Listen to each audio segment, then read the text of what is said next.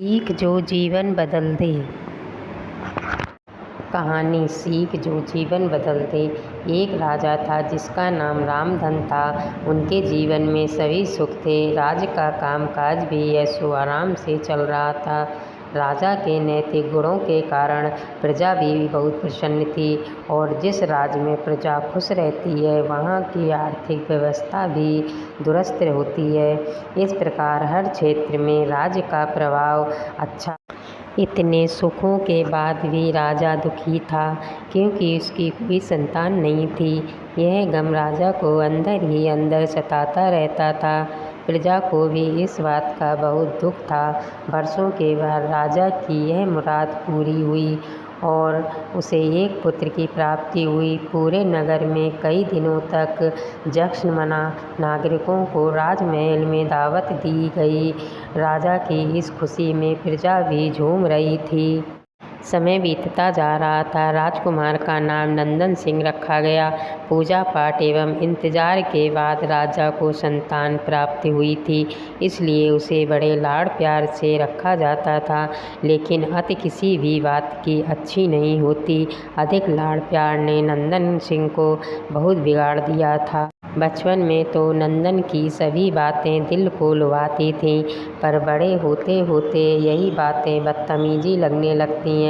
नंदन बहुत ज़्यादा जिद्दी हो गया था। उसके मन में अहंकार आ गया था। वो जो चाहता था कि प्रजा सदैव उसकी जय जयकार करे, उसकी प्रशंसा करे, उसकी बात ना सुनने पर कोलाहल मचा देता था। बेचारे सैनिकों को तो वो पैर की जूती ही समझता था। आए दिन उसका प्रकोप प्रजा पर उतरने लगा था।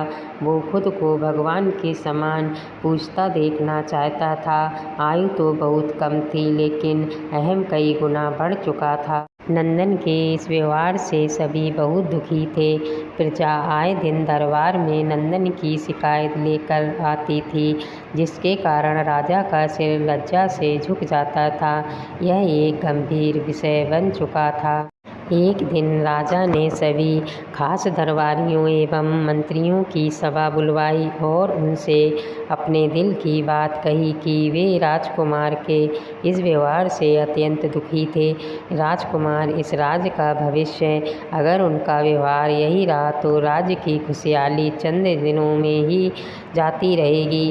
दरबारी राजा को सांत्वना देते हैं और कहते हैं कि आप हिम्मत रखें वरना प्रजा निस्सहाय हो जाएगी। मंत्री ने सुझाव दिया कि राजकुमार को एक उचित मार्गदर्शन एवं सामान्य जीवन के अनुभव की ज़रूरत है। आप उन्हें गुरु राधा गुप्त के आश्रम भेज दीजिए। सुना है वहाँ से जानवर भी इंसान बनकर निकलता है। यह बात राजा को पसंद आई और उसने नंदन को गुरुजी के आश्रम भेजा। अगले दिन राजा अपने पुत्र के साथ गुरुजी के आश्रम पहुँचे। राजा ने गुरु राधा गुप्त के साथ अकेले में बात की और नंदन के विषय में सारी बातें कहीं। गुरुजी ने राजा को आश्वस्त दिया कि वे जब अपने पुत्र से मिलेंगे तब उन्हें गर्व महसूस होगा। गुरुजी के ऐसे शब्द सुनकर राजा को शांति महसूस हुई और वे सहर्ष से अपने पुत्र को आश्रम में छोड़कर राजमहल लौट गए। अगले दिन सुबह गुरु के खास चेले द्वारा नंदन को भिक्षा मांगकर खाने को कहा गया, जिसे सुनकर नंदन ने साफ इनकार कर दिया। चेले ने उसे कह दिया कि अगर पेट भरना है तो भिक्षा मांगनी होगी और भिक्षा का समय शाम तक ही है, अन्यथा भूखा रहना पड़ेगा। नंदन ने अपनी अकड़ में चेले की बात नहीं मानी और शाम होते होते उसे भूख लगने लगी, लेकिन उसे खाने को नहीं मिला। दूसरे दिन उसने भिक्षा मांगना शुरू किया। शुरुआत में उसके बोल के कारण उसे कोई भिक्षा नहीं देता था, लेकिन गुरुकुल में सभी के साथ बैठने पर उसे आधा पेट भोजन मिल जाता था। धीरे धीरे उसे मीठे बोल का महत्व समझ आने लगा और करीब 1 महीने बाद नंदन को भरपेट भोजन मिला, जिसके बाद उसके व्यवहार में बहुत से परिवर्तन आए। इसी तरह गुरुकुल के सभी नियमों के राजकुमार में बहुत से परिवर्तन किए, जिसे राधा गुप्त जी भी समझ रहे थे। एक दिन राधा गुप्त जी ने नंदन को अपने साथ सुबह सवेरे शहर पर चलने को कहा। दोनों शहर पर निकल गए। रास्ते पर बहुत बातें की। गुरुजी ने नंदन से कहा कि तुम बहुत बुद्धिमान हो और तुमसे बहुत अधिक ऊर्जा है, जिसका तुम्हें सही दिशा में उपयोग करना आना चाहिए।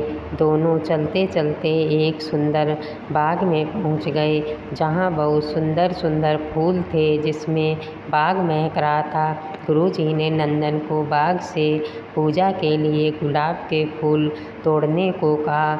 नंदन झट से सुंदर सुंदर गुलाब तोड़ लाया और अपने गुरु के सामने रख दिए। अब गुरुजी ने उसे नीम के पत्ते तोड़कर लाने को कहा। नंदन वो भी ले आया। अब गुरुजी ने उसे एक गुलाब सूंघने को दिया और कहा, बताओ कैसा लगता है। नंदन ने गुलाब सूंघा और गुलाब की बहुत तारीफ की। फिर गुरुजी ने उसे नीम के पत्ते चखकर उसके बारे में कहने को कहा। जैसे ही नंदन ने नीम के पत्ते खाए, उसका मुंह कड़वा हो गया और उसने उसकी बहुत निंदा की और इधर उधर पीने का पानी ढूंढने लगा। नंदन की यह दशा देख गुरुजी मुस्कुरा रहे थे। पानी पीने के बाद नंदन को राहत मिली। फिर उसने गुरुजी से हंसने का कारण पूछा। तब गुरुजी ने उससे कहा कि जब तुमने गुलाब का फूल सूंघा तो तुम्हें उसकी खुशबू बहुत अच्छी लगी और तुमने उसकी तारीफ की, लेकिन जब तुमने नीम की पत्तियां खाईं तो तुम्हें वो कड़वी लगी और तुमने उसे थूक दिया और उसकी निंदा भी की। गुरुजी से नंदन को समझाया, जिस प्रकार तुम्हें जो अच्छा लगता है तुम उसकी तारीफ करते हो, उसी प्रकार प्रजा भी जिसमें गुण होते हैं उसकी प्रशंसा करती है। अगर तुम उनके साथ दुर्व्यवहार करोगे और उनसे प्रशंसा की उम्मीद करोगे तो वे यह सभी दिल से नहीं कर पाएंगे। इस प्रकार जहाँ गुण होते हैं वहाँ प्रशंसा होती है। नंदन को सभी बातें विस्तार से समझ आ जाती हैं और वो अपने महल लौट जाता है। नंदन में बहुत परिवर्तन आता है और वे बाद में एक सफल राजा बनता है। कहानी की शिक्षा। गुरु की सीख ने नंदन का जीवन ही बदल दिया था। वो एक क्रूर राजकुमार से एक न्यायप्रिय दयालु राजा बन गया। इस कहानी से हमें यही शिक्षा मिलती है कि हम में गुण होंगे तो लोग हमें हमेशा पसंद करेंगे, लेकिन अगर हम अनगुणी हैं तो हमें प्रशंसा कभी नहीं मिल सकती।